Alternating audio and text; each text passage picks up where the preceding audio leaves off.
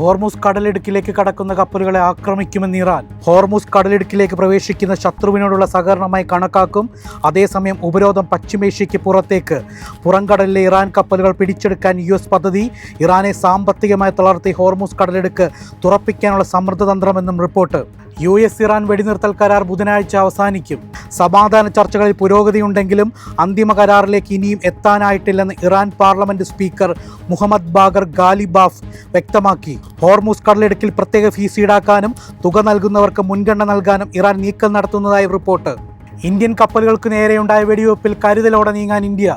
ഇറാനോട് പൂർണ്ണമായും അകലുന്ന നയം വേണ്ട. ഇറാൻ വിഷയം പരിശോധിക്കാമെന്ന് അറിയിച്ചിട്ടുണ്ടെന്ന് അധികൃതർ. അതേസമയം വെടിവെപ്പിനിടയിൽ 10ാമത്തെ ഇന്ത്യൻ കപ്പൽ ഹോർമുസ് കടന്നു.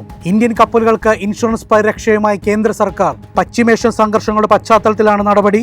പരിരക്ഷ ഉറപ്പാക്കുന്നതിനുള്ള ഭാരത് മാരിടൈം ഇൻഷുറൻസ് പൂളിന് അംഗീകാരം നൽകി. 12,980 കോടി രൂപയുടെ പരമാധികാര ഗ്യാരണ്ടി പിന്തുണയോടെയാണ് പദ്ധതി.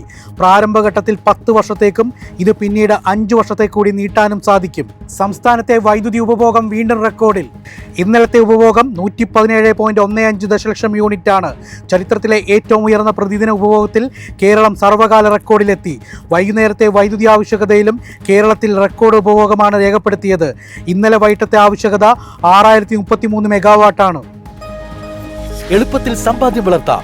ഇന്ന് തന്നെ മൈഫിൻ TV ആപ്പ് ഡൗൺലോഡ് ചെയ്യൂ.